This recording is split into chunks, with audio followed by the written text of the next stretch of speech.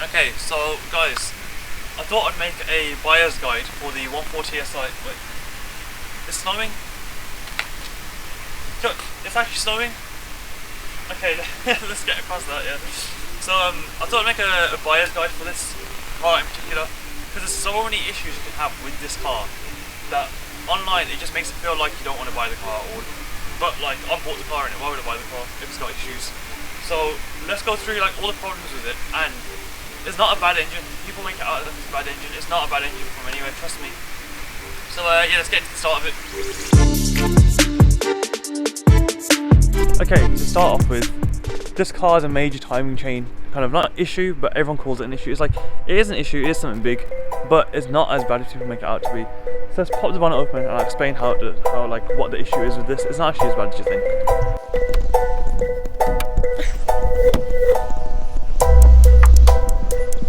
Okay, so here's the engine bay, and the major issue is the timing chain. That's the main issue with this engine. Now the timing chain tensioner is what goes. The chain stretches because of that. So let's go through the things that you can go through on the engine bay when you first buy one. One thing is, always check the oil. You guys know the standard car stuff. I'm not going to go over the standard problems of a Golf because there's a billion videos on that, but there's none on this. So just check the oil, which is one thing. And make sure you have good service history, because oil is a major thing with this engine. And then other than that, there's not really much to check in the engine bay. So I'll go inside the car and I'll explain how all these problems happen with the timing chain, because the chain will actually stretch and you can have basically a full engine failure if it's not treated well. That's why this engine's so like iffy. It's like 50-50, it's one of them engines. So let's go inside, I'll explain it to you. Look, it's genuinely snowing. Look at this, look at this. That's a snowflake. There's actually snow. I don't get this. Okay, so imagine my chain, yeah. Imagine this is your engine chain, your actual timing chain. So the timing chain, the main issue is the tensioner that dies, not the chain. The chain just stretches because of that. So this all makes everything run together properly. So imagine it's like running around pulleys and all these different things in your engine is running around them. So it's like in like a certain shape, it's just spinning around them. So your chain tensioner is what goes. That's the one that runs off engine oil and oil pressure. So the tensioner basically works like, imagine it's like that, no, it's like really just floppy, and then the tensioner will do that and make it tight now. Wherever it is, it'll make it tight. So it has like a really exact, like precise run around the engine. So with this, if your engine isn't up to temperature and you've got low oil, the tensioner's not going to be fully on, it's going to be like that maybe, or like a little bit, not like, it's going to be basically sagging still. So if it's sagging still and your engine tries to run the chain around it, look how it's gonna flop around everywhere, and if there's little like teeth to grab into, like that, it could jump past one easily. It can just flick across and jump onto another one. If that happens, your engine's running wrong, then that can kill it. That's the main issue with these engines. So the main issue with the tensioner is always check your oil. If your oil isn't full, like at the amount you need to put in there, this tensioner won't work properly. It'll have a funny thing on there. So that means your engine, if you try to put your foot down at all, or even possibly start it, it can go. So if you're going to buy this car, make sure the oil in the car is, make sure the car's up to temperature. So when you start the car, let it cold start. Once it's cold started, then drive it normally, and then once it's 100% like up to full temperature, 90 degrees, then you can start ripping it around and like actually putting your foot down and stuff. But before that, the chain will not be taut, so you're just going to kill your car. That's why these cars die so much, because most people, think about it, most people don't cold start the cars. If you're not into cars, you probably have never cold started a car in your life and you don't know why you need to do that. So main thing with these cars, always check the oil, always put in good quality oil, like always just a decent quality at least. It doesn't have to be the best. Like I've put in Castrol Edge, the gold one, I can't remember what it's called, but I put that in. I think it might be Castrol, yeah, I put that one in. I'll use a decent filter. Don't buy the cheapest stuff, but you don't need to buy the most expensive either. You can just buy like average, mid-range kind of stuff and just keep on top of that kind of thing. So that's the one major thing. And then cold starting, always cold start your car before you take off. You'll hear a louder noise and it'll go quiet. I haven't got a clip of one, but I'll explain to you in the car how it works. Okay, so this is my engine. I'm going to start it. So mine's been warm already. You can see there 90 degrees, so mine's warm. But the issue is with these that temperature, if that's not 90 degrees, don't ever push your car, even if it's a normal car. That's a normal thing everyone should know. So see how my revs here are about 800, around 800, 700, something like that. when you start your car in the mornings, you'll see your engine will go to about there. If you're holding like something like that as a cold start, then it'll drop. Once it's dropped, then you can start actually driving your car, moving it like normally. Don't actually start going crazy with it. And then after that, you can only rev to about, I'd say at 2.5, then change gear. Don't go higher than that when you're under 90 degrees.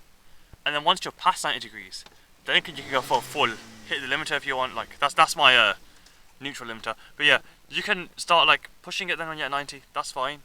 But I don't know why, but most people don't know you need to cold start a car. So that's one major thing. Let's go on to the next issue.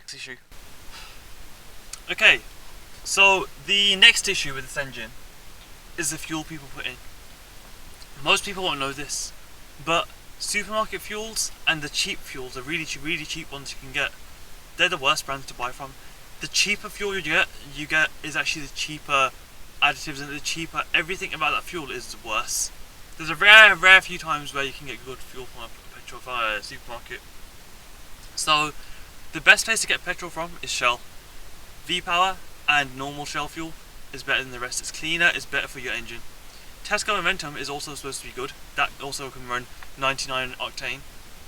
So the way it works, this engine in particular, the CAXA, the 1.4 TSI, it's only got a single turbo, it hasn't got the supercharger, this one. This one requires 95 octane petrol. Now, other places can do 95 maybe, or they're probably just a bit below or something. But I only feel with Shell in this car, because it's made for 95 and Shell do 95. And then everyone else, other people that buy these cars that aren't into cars, they wouldn't know this. Like if you're watching this and you're not into your cars, I'm guessing you probably don't, maybe you do, I don't know. But not many people know that. So if you put in the wrong fuel into the car, it's still petrol but it's just not as good. The engine won't know how to use it. It's a bit more sensitive than most cars in that way. So if you fill it with supermarket fuel, this engine's already slightly delicate with the timing chain.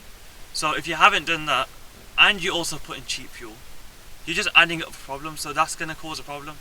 So you will need to fill this car up with 95 octane. It's better for the engine, it'll actually give you more MPG, you have better economy from that, because the car knows how to use what it's getting given. It's like, how can I explain? Okay, so if you give your car the wrong fuel, the way to understand it, an easier way of understanding it is, if you give an athlete bad food to put inside them to eat, they're not going to perform as well, because one thing is the body can't break down that food like how it can do with good food. So if you put in bad petrol into the car's not going to know how to use that petrol, because it's not made for that. It's made for better stuff. So you have to give your car the good fuel. If you don't give it good stuff, it's not going to make a difference. Like it's going to end up possibly killing it. That is one issue with this. That's why with these kind of cars you got to be careful. They are really good cars. You just have to look after them a bit more, which you should do anyway. That's the thing. So that's an issue. And on top of that, if you guys do want to put V-Power in, I wouldn't not recommend it, but I wouldn't really recommend. I don't do it myself, put it that way. I'd only put in V-Power if you get your car remapped, and that is when they change the values and actually make your car understand what it's using. So let's say you do put in cheaper fuel, then if you get it remapped to that cheaper fuel, it will know how to use it. But from the factory, it doesn't know how to use it.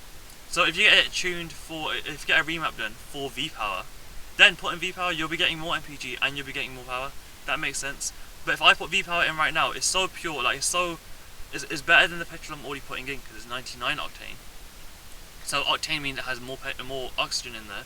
So if it's running 99, but my car doesn't know how to use it, that extra oxygen isn't really going to be used because the car doesn't know how to use it. So why give it to it? It's just extra stuff for no reason. So 95 is perfect for it. 99, I'm not sure if there's issues. There might be, but I wouldn't really recommend it unless you get a remap done, because it's an unnecessary waste of money as well. You can spend that money on mods or whatever, or like other maintenance. So yeah, that's one main thing as well. So timing chain tensioner, and the fuel. They're the three kind of ones you want to be looking out for. Okay, so let's go over like the main problems. Timing chain tensioner, the oil you put in there, and your fuel. They're the four major issues with the car. I explained them to you guys. So when you buy a Golf, a 1.4 TSI that is, the same one as mine, I'm not sure if it's to do with the supercharged one. That one has a different fuel it requires. I think it's 98 or 97 or something. So check that up as well. But if there's anything I missed, you guys tell me as well, because I'm like 90% sure with all this. I've done my research before I bought this car, obviously, so I'm going off what I know.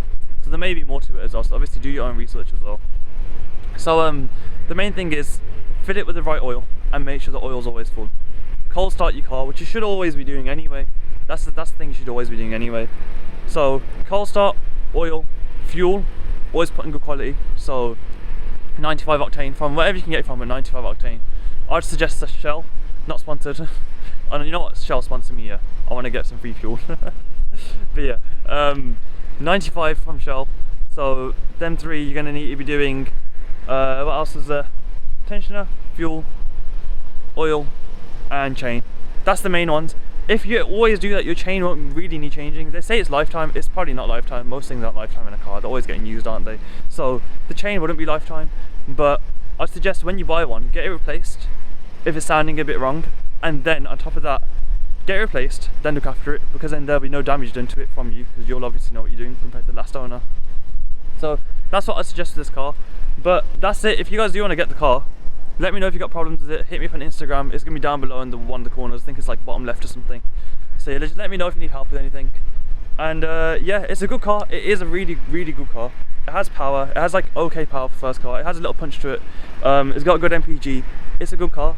It's just the stories you hear on the internet make you want to change your mind. But that was the old generation in the Mark 5. So yeah, that's really it. Yeah, people have problems because they don't look after the cars. That is literally the issue with this. So that's it then for today. Remember to like, comment down below what you thought of this video if you want more like this, because it's a bit of a different one. It's not my standard kind of video. And yeah.